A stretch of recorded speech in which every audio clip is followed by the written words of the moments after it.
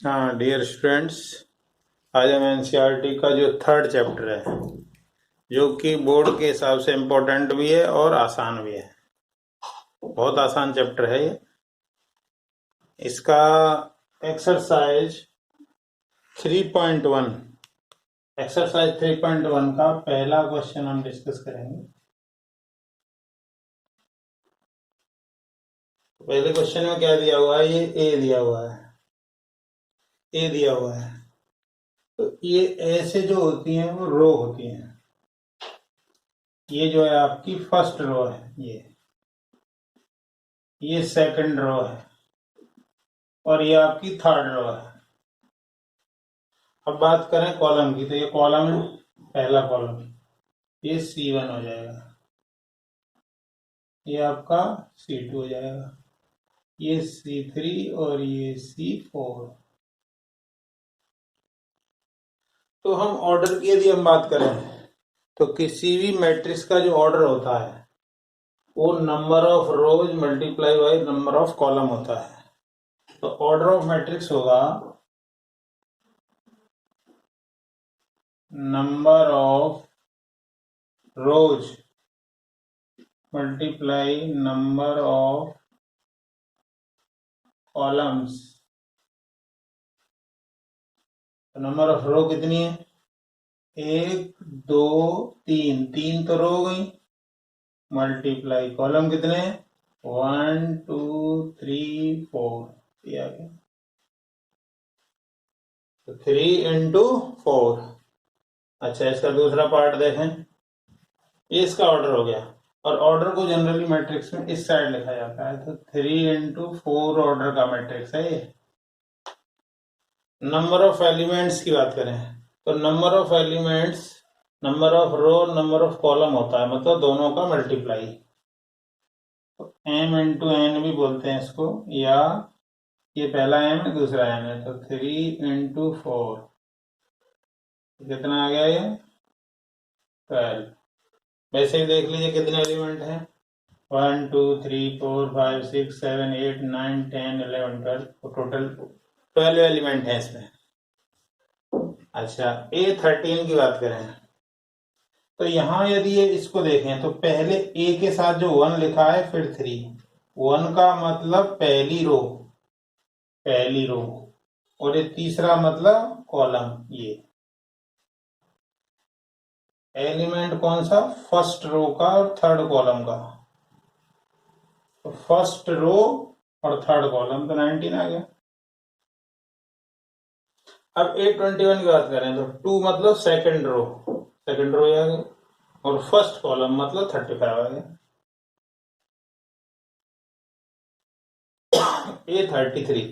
A33 मतलब third ही रो है और थर्ड ही कॉलम है, तो थर्ड रो और थर्ड कॉलम, तो -5 आ गया।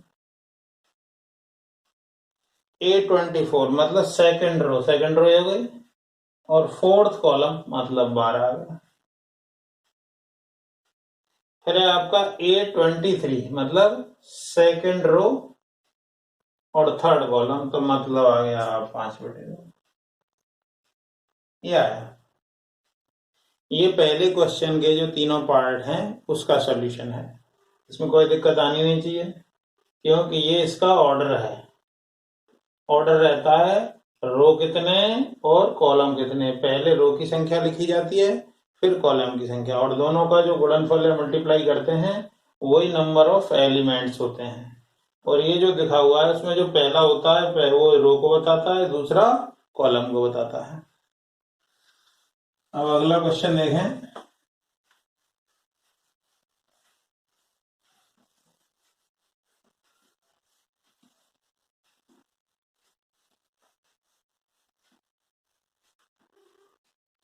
क्वेश्चन सेकंड क्या है?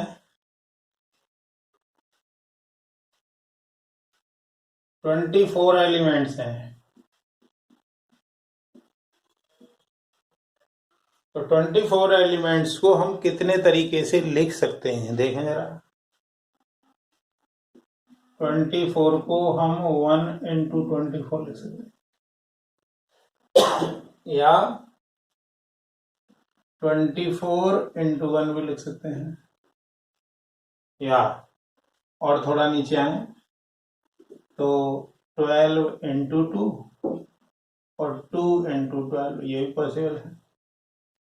और आगे जाएं तो 8 × 3 तब भी 24 ही आएगा, या 3 × 8 हो तब भी यही आएगा। और नीचे आए तो 6 × 4 भी होगा और 4 × 6 भी होगा।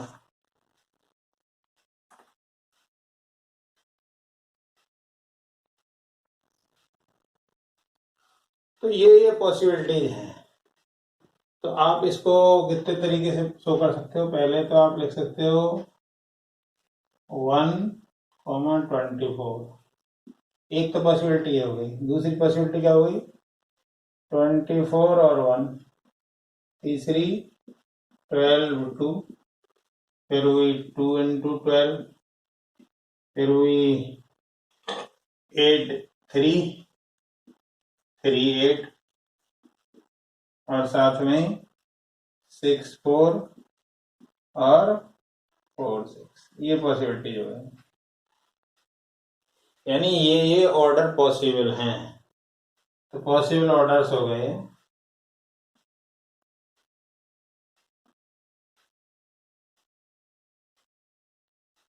और क्या कह रहा है इसमें? What if it is 13 element, इसी में यदि 24 की बजाय 13 एलिमेंट हो तो क्या पॉसिबिलिटी है?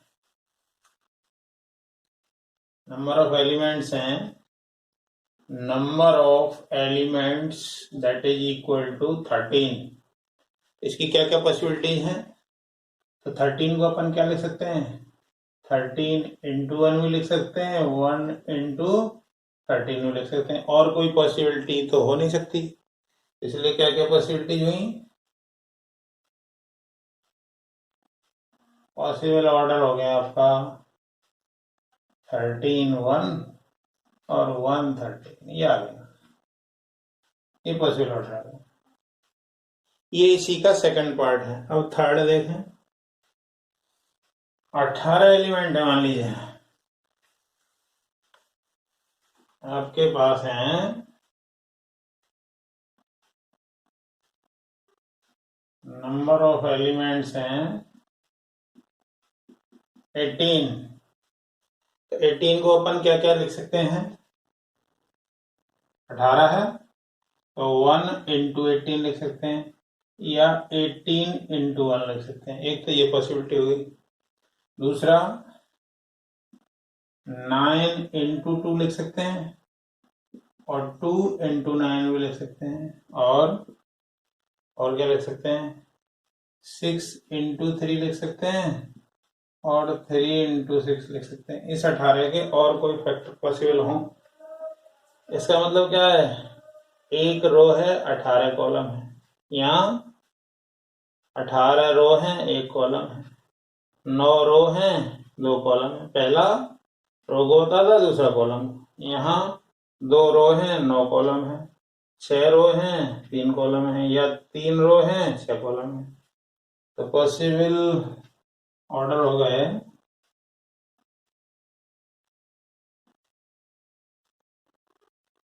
118, 18 1, फिर 9 2 2 9, 6 3 3 6, ये होगा। इसी में और क्या कह रहा है? यदि एलिमेंट 5 हो, नंबर ऑफ एलिमेंट्स 5 है,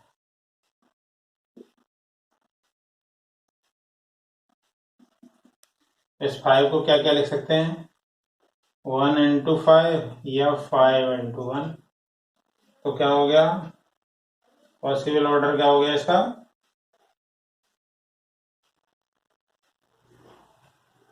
1, 5 और 5, 1, ये आ गया। और क्वेश्चन इसका फोर्थ देखें।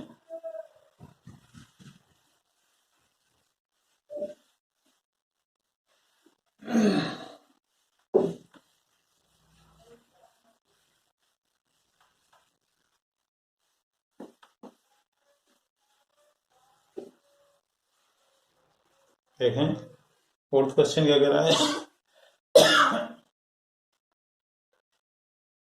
हमें जो मैट्रिक्स बनाना है वो 2x2 ऑर्डर का बनाना है। ये हमें दिया हुआ है, ये डिटरमिनेंट का साइन AIJ, तो 2x2 का ऑर्डर का बनाना है। तो क्या क्या पॉसिबिलिटीज है, यहाँ पे आएगा A11, यहाँ आएगा A12, यहाँ A21, A22, साथ में इसमें क्या दिया है AIJ डिफाइन किया हुआ है I प्लस J का होल स्क्वायर बाई 2। ठीक है, तो हमें A11 चाहिए, तो 11 कब आएगा, I की जगह भी 1 रखें, J की जगह भी 1 रखें, यहाँ भी 1, यहाँ भी 1, तो क्या आ गया 1 प्लस 1 का होल स्क्वायर डिवाइड बाई 2, तो ये आ गया 2 का स्क्वायर डिवाइड बाई 2, ये 2 आ गया। मतलब A11 की वैल्यू जो है 2 आई। इसी तरीके से A12 की देखें, 12 कैसे आएगा, I की जगह 1 रखें और J की जगह 2 रखें, तो I की जगह 1 रखो, J की जगह 2 और इसका होल स्क्वायर डिवाइड बाई 2, ये कितना आ गया 9/2। A21 देखें, तो I की जगह 2 रखो और J की जगह 1, और 2 प्लस 1 का होल स्क्वायर बाई 2, मतलब 9/2 ही है। और A22 का 2 प्लस 2 का होल स्क्वायर बाई 2, ये हो गया 4 का स्क्वायर मतलब 16/2, तो ये 8 आ गया। तो क्या आया अपना मैट्रिक्स, पहले A11 की वैल्यू रखें 2 आ गया, फिर A12 की रखिए तो 12 की 9/2, फिर 21 यहाँ आएगा इस कोने में तो वो 9/2, और A22 की वैल्यू यहाँ आएगी तो मतलब 8, ये आ गया।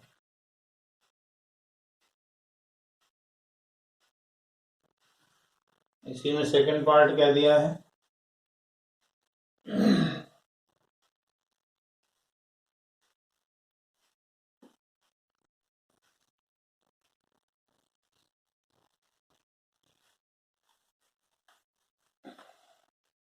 अब AIJ कैसे डिफाइन है, AIJ दिया हुआ है I/J,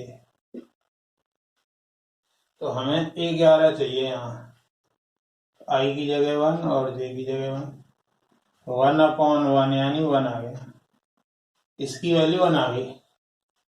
अब A12 की बात करें तो I की जगह रखो 1 और J की जगह 2, तो 1/2 आ गया। A21 का मतलब इस जगह 2 रखो, इस जगह 1, तो ये 2 आ गया। A22 मतलब I की जगह भी 2 रखो, J की जगह भी 2, यानी 1 आ गया। यानी वैल्यू क्या आ गई आपकी, ये साइन A11 की वैल्यू रख दीजिए 1, A12 की रखिए तो 1/2, 21 की रखिए तो 2, और इसकी वैल्यू 1, ये आ गया। ये आपका इसका सेकंड पार्ट हुआ। अब जरा थर्ड पार्ट देखें। थर्ड पार्ट में AIJ क्या डिफाइन है, AIJ डिफाइन है I प्लस 2J का whole square, I plus 2J का होल स्क्वायर डिवाइड बाई 2, यह है। तो अब इसमें A11 निकालें,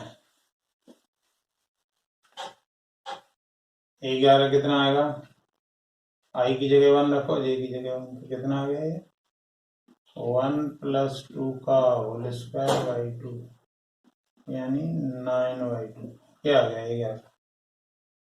A12 की बात करें तो I की जगह 1 रखो और J की जगह 2, ये हो गया 4 होल स्क्वायर बाई 2 यानी 25/2 आ गया। A21 मतलब इस जगह 2 रखो, इसकी जगह 1, और 2 + 2 का होल स्क्वायर बाई 2 कितना आ गया 16/2 यानी 8 आ गया। A22 लेना, यहाँ भी 2 लेना, यहाँ भी 2, और 2 + 2 × 2 4 का होल स्क्वायर डिवाइड बाई 2, तो ये हो गया 36 डिवाइड बाई 2 18 आ गया।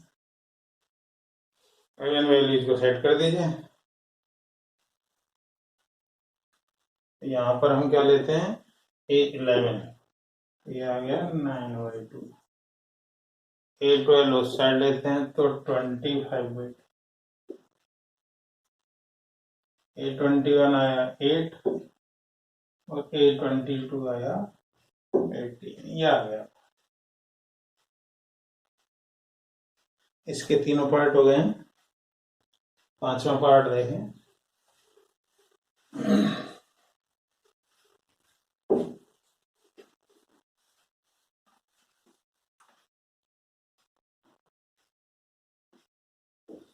पांचवें पार्ट में क्या दिया है, कंस्ट्रक्ट ए 3/4 मैट्रिक्स। ये जो हमें बताना है 3/4 का बताना है, ठीक है। इसका मतलब क्या है,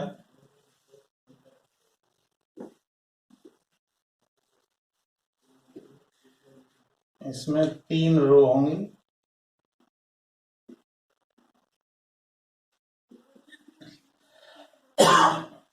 ये रो को बताता है, ये कॉलम को। नंबर ऑफ कॉलम्स होगा 4, क्या बनेगा ये A11 A12 A13 A14, column 4 करने, रो करने 3, A21 A22 A23 A24, आएगा A31 32 33 34, ये आ गया। तो इसमें नंबर ऑफ रो 3 और कॉलम है 4। इसके लिए हमें AIJ जो डिफाइन किया हुआ है ए पार्ट में, AIJ जो दिया है mod 1/2 mod -3i + j, ये दिया हुआ है। तो यहाँ तो हमें सभी निकालना है। तो A11 कैसे आएगा, A11 तो हाफ, यहाँ भी 1 यहाँ भी 1, तो कितना आ गया -3 + 1 आ गया। A12 देखिए, I की जगह 1 रखिए और J की जगह रखिए 2, तो कितना आएगा हाफ -3 + 2, ये 1/2 आ गया।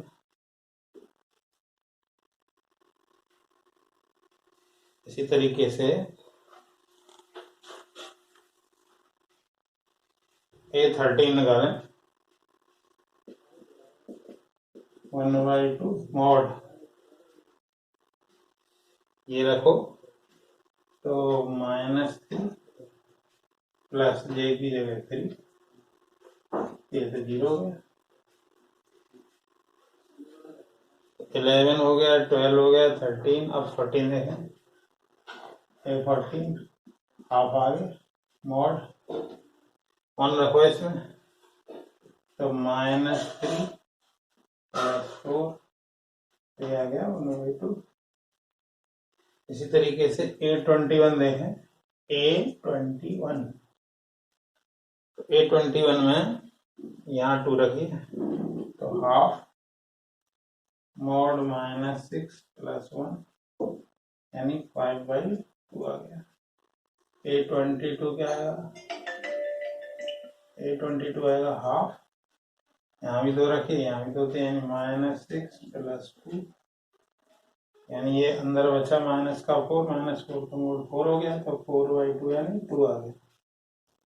A23 की बात करें तो हाफ मॉड 2 रखिए इसकी जगह, तो ये हो गया -6 + 3, तो ये आ गया 3/2।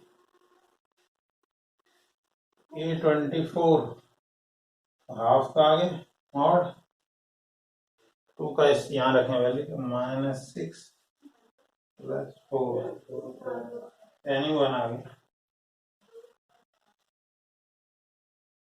A31 देखें तो हाफ मॉड यहाँ पे रखिए 3, -9 + 1 तो 4 आ गया। A32 देखें, A32 आएगा हाफ मॉड 3 रखिए इसकी जगह, -9 + 2, माइनस के साथ बचे लेकिन मोड लगाए तो 7/2। A33 देखें,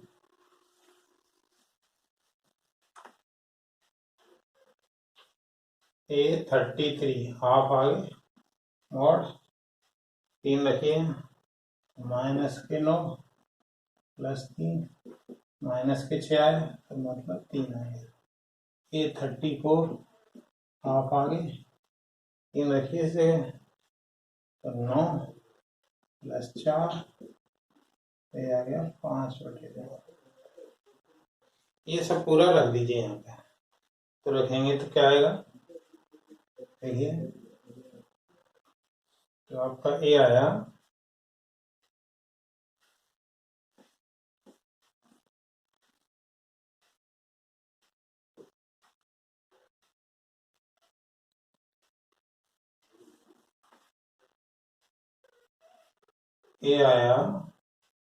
ये रख दिया, ये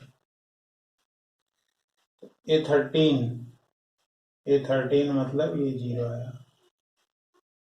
A14 हाफ आया।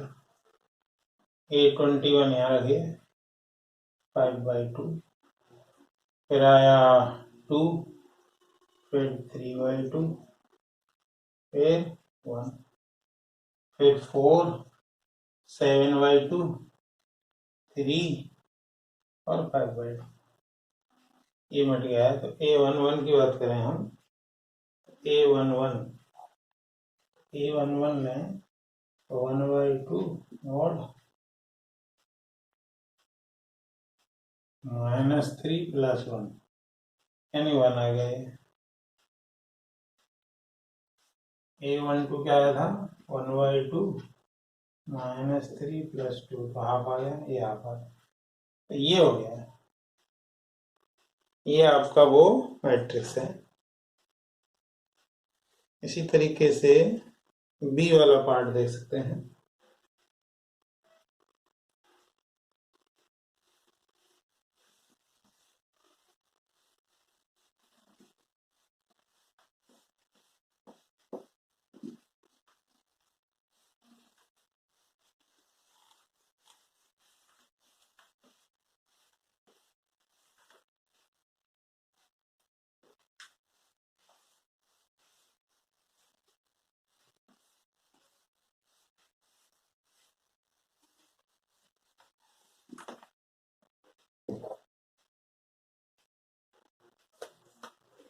बी पार्ट में क्या दिया है?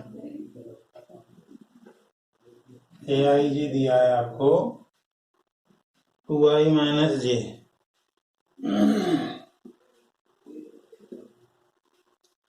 तो पहले A11 निकाले, तो 1 1 रख दो यहाँ, तो 2 - 1 तो 1 आ गया। A12 i की जगह 1 रखो और 2, तो 2 - 2 0 आ गया। A13 यहाँ 1 रखो और यहाँ 3, 2 - 3 मतलब -1 आ गया। A14 14 क्या आएगा, यहाँ 1 रखो, -4 तो -2 आ गया। अब देखो 821 तो यहाँ 2 रखो, तो 4 - 1 3 आ गया।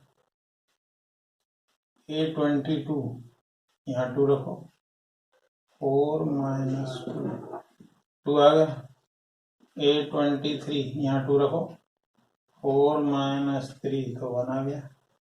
824 यहाँ रखो, 4 - 4 तो 0 आ गया। 31 की बात करें, यहाँ 3 रखें तो 6 - 1 5 आ गया।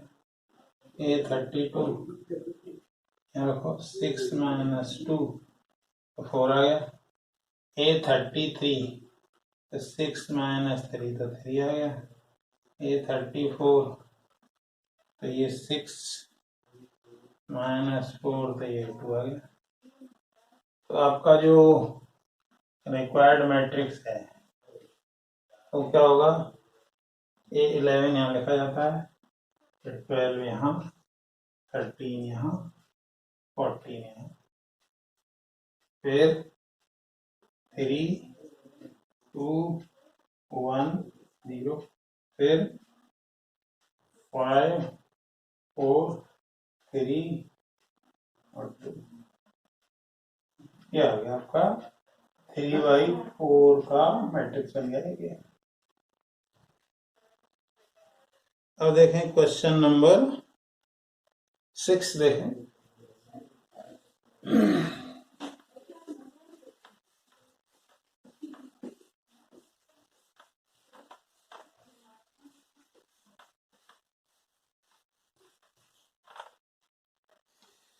क्वेश्चन नंबर 6 देखें। क्वेश्चन नंबर 6 दिया है,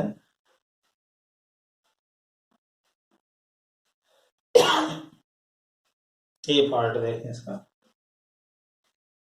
क्या दिया है, 4 3x5 4 3x5 और इक्वल दिया है yz 15 ये दिया हुआ है। अब ये दोनों इक्वल मैट्रिक्स हैं, ये दोनों इक्वल मैट्रिक्स हैं, both are equal matrices. Equal matrix कौन से होते हैं, इनका ऑर्डर सेम रहे। देखो इसका ऑर्डर है 2/2 और इसका ऑर्डर भी 2/2, सेम ऑर्डर है इसलिए इक्वल है। इसका मतलब क्या हुआ, इसका जो ये पहला एलिमेंट है इसको बोलेंगे A11 और इस वाले में भी देखें तो ये 11, ये दोनों बराबर होंगे। बराबर तो तभी होंगे ना जब ये बराबर इसके हो। तो इसका मतलब y की वैल्यू हो 4, इसी तरह ये एलिमेंट इसके इक्वल होगा यानी z की वैल्यू हो 3। इसी तरीके से देखो ये एलिमेंट तो इसके इक्वल ऑलरेडी दिया हुआ है, तो इसका मतलब ये इसके इक्वल होगा यानी x = 1। तो हमने क्या किया, कंपेयर कर दिया। Comparing both sides we get, तो हमें ये वैल्यू मिल जाएगी। इसी तरीके से बी पार्ट देखें इसका। बी पार्ट में क्या दिया है, x + y दिया है, 2 5 + z इधर और इधर xy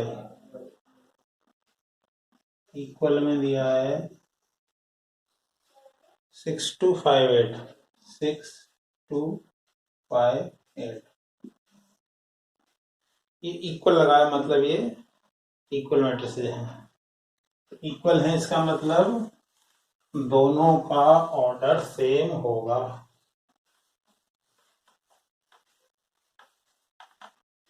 बोथ आर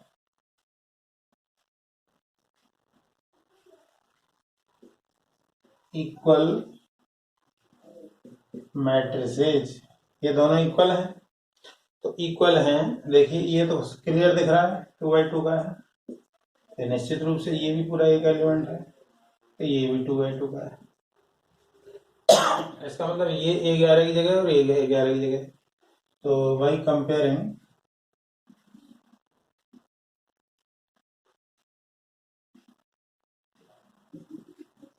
क्या मिलेगा हमें, x प्लस वाई की वैल्यू आएगी 6 यहाँ से, देखो दो दो के इक्वल है, यहाँ से यदि हम देखें तो 5 प्लस जेड की वैल्यू 5 के इक्वल होगी, तो 5 प्लस जेड इक्वल टू 5, ये वाला कंपेरिजन आ गया। और फिर ये क्या रह गया, एक्स वाई इक्वल टू 8।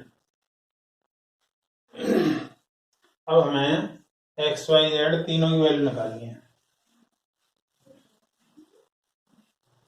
तो इस वाली इक्वेशन को यदि हम सॉल्व करें इसको, इससे तो जेड 0 ही आएगा, 5 से 5 कट जाएगा। अब हमारे पास ये दो इक्वेशन रह गई, एक तो है x plus y equal to 6 और एक है x into y equal to 8। अब इन दोनों को सॉल्व करना है, तो पहली इक्वेशन से x से y का मान निकाल दें। पहली इक्वेशन से y का मान निकालोगे आप तो क्या आएगा, 6 माइनस एक्स रख दें यहाँ पे, तो ये x 6 minus x equal to 8, इसका ऐसे मल्टीप्लाई करो तो 6x minus x square equal to 8, तो एक्स स्क्वायर इसको उधर ले जाए, minus 6x plus 8 equal to 0, factor हो जाएंगे इसके, तो x माइनस 4 और x माइनस 2, इसका मतलब x की दो वैल्यू आ गई, x की वैल्यू 2 और x की वैल्यू 4। तो एक बार x की वैल्यू जब x की वैल्यू 2 होगी, जिस टाइम x की वैल्यू 2 होगी तो y की वैल्यू इसमें रखिए तो 4 होगी, लेकिन जब x की वैल्यू 4 होगी तो y की वैल्यू 2 होगी, और z तो 0 ही है दोनों स्थितियों में, ये आ गया। तो ये दो पॉसिबिलिटीज हैं, या तो x का मान 2 y का 4 z का 0, या x का 4 हो y का 2 हो z का 0। ये दो पॉसिबिलिटीज अपने पास हैं, या तो पहली वाली पॉसिबिलिटी या दूसरी वाली पॉसिबिलिटी। तो ये इसका 6 क्वेश्चन हो गया। इसका सी पार्ट देखें,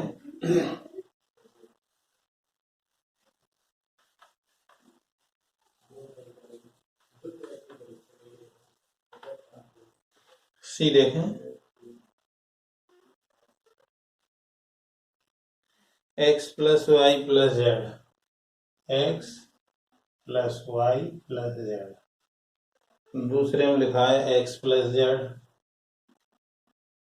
और तीसरे में लिखा है y प्लस जेड, इक्वल है 957, 957 किसके इक्वल दिया,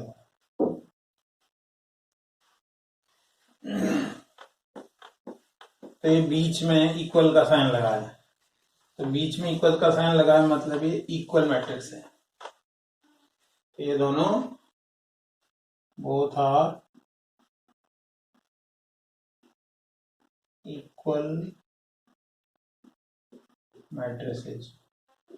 तो अब इसका ऑर्डर देखें, 1 2 3, तो 3 यूं है, रो 3 है और कॉलम 1 है, तो निश्चित रूप से इसका भी यही होगा। अब इसका ये एलिमेंट इसके इक्वल होगा, यानी x plus y plus z की वैल्यू होगी 9, x प्लस जेड 5 और y प्लस जेड 7। अब देखिए अपने पास तीन इक्वेशन है, जो पहली इक्वेशन है उसमें x प्लस जेड की वैल्यू रख दें, पहली इक्वेशन में दूसरे की वैल्यू रख दें, क्या आएगा, x प्लस जेड की value 5 plus y equal to 9, तो y आ गया 4। ऐसे ही फर्स्ट इक्वेशन में थर्ड की वैल्यू रखा था, x प्लस इसकी वैल्यू यहाँ से ले आई 7 इक्वल टू 9, x आ गया आपका 2। तो x पता चल गया, y पता चल गया, तो z भी पता चल जाएगा। रखिए x की जगह 2, फर्स्ट में रख रहे हैं, x की जगह रख दिया हमने 2, y की जगह 4 और z पता करना, that is equal to 9। 6 plus z equal to 9, तो z आ गया आपका 3, ये आ गया। तो ये x की वैल्यू है, ये y की वैल्यू है, ये z की वैल्यू है, ये तीनों वैल्यू आ गए। अगला क्वेश्चन देखें।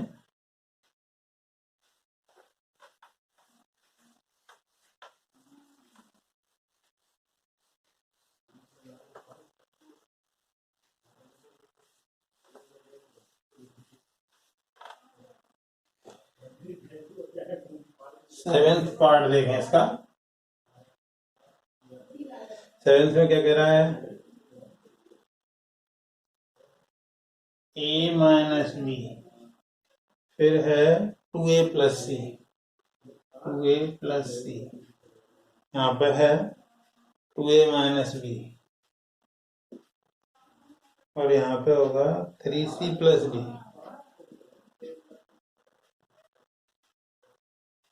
इक्वल दिया है किसके, -1 5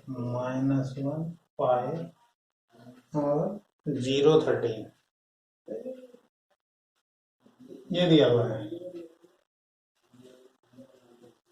तो यहाँ पर सेम देख रहे हैं, इक्वल का साइन लगा हुआ है बीच में इक्वल लगा है, दैट मीन्स ये इक्वल मैट्रिक्स है। इक्वल मैट्रिक्स के लिए क्या चीज जरूरी है कि इनका ऑर्डर सेम हो। इसका ऑर्डर क्या है, 2x2। ऑर्डर में पहले कितनी रो है वो लिखी जाती है, कॉलम कितने हैं वो बाद में लिखा जाता है। तो इसका मतलब ये इक्वल है, तो ये भी 2x2 ही होगा पक्का। इसका मतलब ये इसके इक्वल होगा, ये इसके इक्वल होगा, ये इसके इक्वल होगा, ये इसके इक्वल होगा।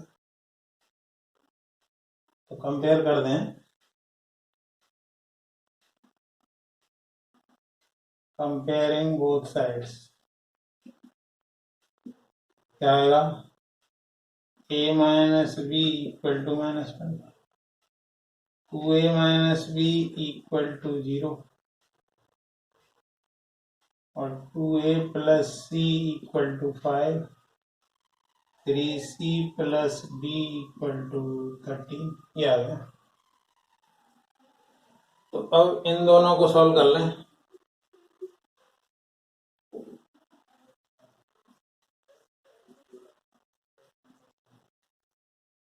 फर्स्ट और सेकंड को सॉल्व करें, a minus b equal to -1, 2a minus b equal to 0। क्या करें, साइन चेंज कर दें, ये माइनस, ये प्लस, ये माइनस, ये दोनों कैंसिल, तो माइनस a इक्वल टू -1, तो यानी a की वैल्यू 1 आ गई। a की वैल्यू 1 आ गई, तो b कितना आ जाएगा, यहाँ से किसी भी इक्वेशन में रख दीजिए, क्योंकि a माइनस बी है -1, a की वैल्यू 1 रखी है, तो 1 माइनस बी इक्वल टू -1, तो b हो गया आपका 2। a 1 आया, b 2 आया। अब आप इक्वेशन थर्ड में a का मान रख दें, तो a का मान रखें फ्रॉम इक्वेशन 3, क्योंकि जो हमारे पास a का मान है उसको तीसरे में रखने से c का मान आ जाएगा। तो 2a plus c equal to 5, a का मान है 1, तो 2 into 1 plus c equal to 5, तो 2 प्लस सी इक्वल टू 5, यानी c इक्वल टू 3 आ गया। तो c का मान आ गया, तो चौथे में रख दें तो d का भी आ जाएगा।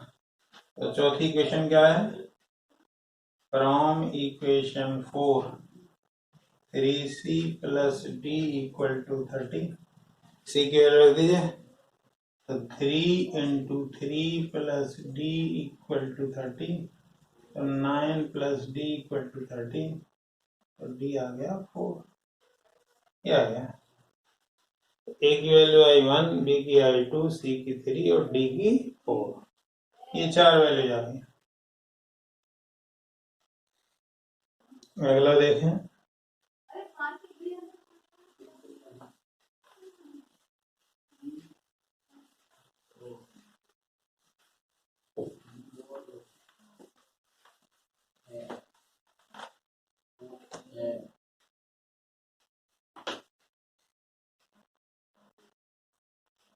नेक्स्ट में तो यही कह रहा है इक्वल मैट्रिक्स कब होंगे, स्क्वायर मैट्रिक्स कह रहा है। अच्छा,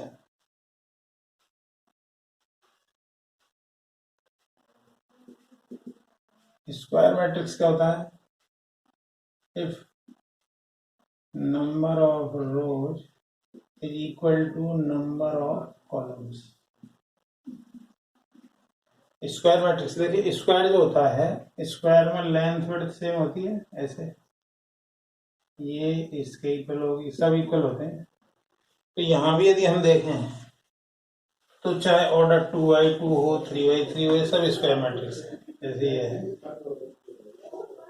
ए बी सी डी, ये 2x2 है, तो ये स्क्वायर मैट्रिक्स है।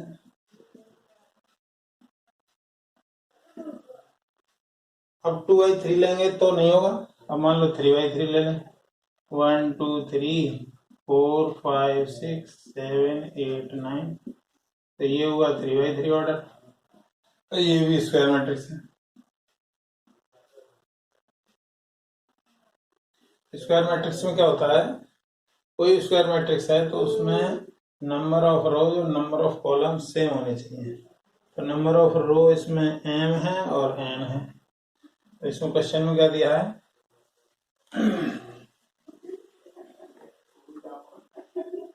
ए जो दिया है A I J M into N, square matrix में इन दोनों का सेम होना जरूरी है। तो for square matrix m equal to n होना चाहिए। नेक्स्ट देखें,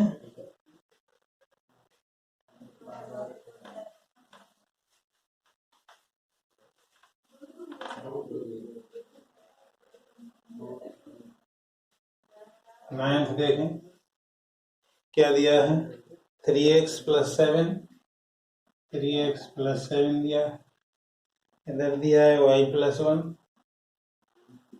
यहाँ दिया है 5, यहाँ है 2 माइनस 3x, तो 2 माइनस 3x इक्वल किसके दिया है, इक्वल दिया है 084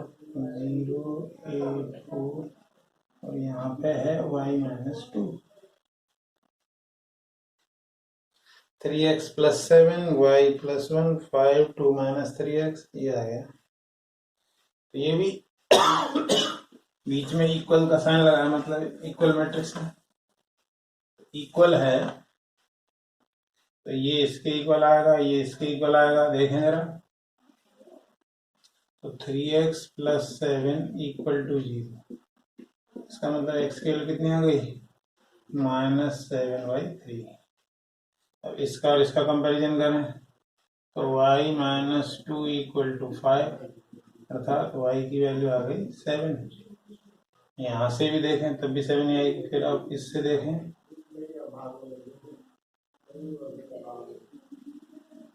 ये इसके इक्वल ले लें, क्या आएगा,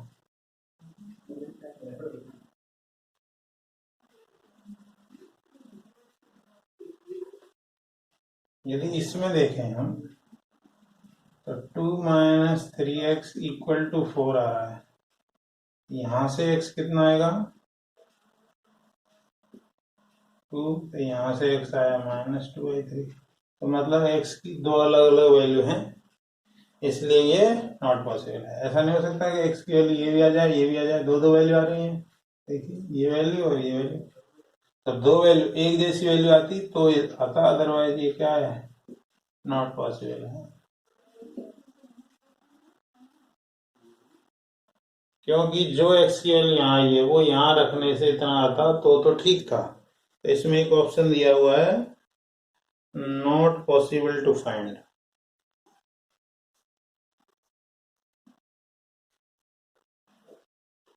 और इसका लास्ट देखें,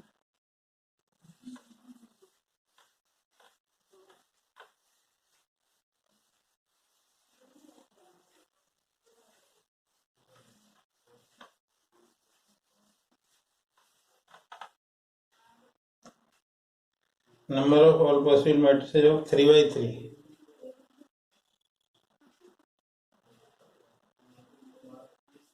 3x3 ऑर्डर का एक मैट्रिक्स बना लीजिए। तो यहाँ A11, A12, A13, A21, A22, A23, A31, A32, A33, ये आ गया। ये 3x3 का हो गया। 3 रो हैं और 3 ही कॉलम है। अब इनमें जो है 0 और 1 की एंट्री करनी है। तो 0 और 1, इसका मतलब क्या हुआ कि इस जगह पर 0 भी आ सकता है, 1 भी आ सकता है। तो यहाँ इसको जो है हम दो तरीके से पढ़ सकते हैं। इसको भी दो तरीके से, इसको भी दो तरीके से, इसको भी दो तरीके से, इसको भी दो। इस जगह पे 0 रन में कोई भी आ सकता है, 0 रन में यहाँ भी कोई आ सकता है, यहाँ भी कोई भी आ सकता है, यहाँ भी कोई आ सकता है, यहाँ भी कोई आ सकता है, यहाँ पे भी आ सकता है, यहाँ पे भी आ सकता है, यहाँ पे भी आ सकता है, यहाँ पे भी आ सकता है। तो अब जो यहाँ पे मान लो 0 या 1 आएगा तो ये वाला तो मना करेगा नहीं। तो सारी जो है इवेंट्स जो है वो फ्री हैं, यानी स्वतंत्र हैं। तो आपका नंबर ऑफ पॉसिबल वेज कितने हो जाएंगे?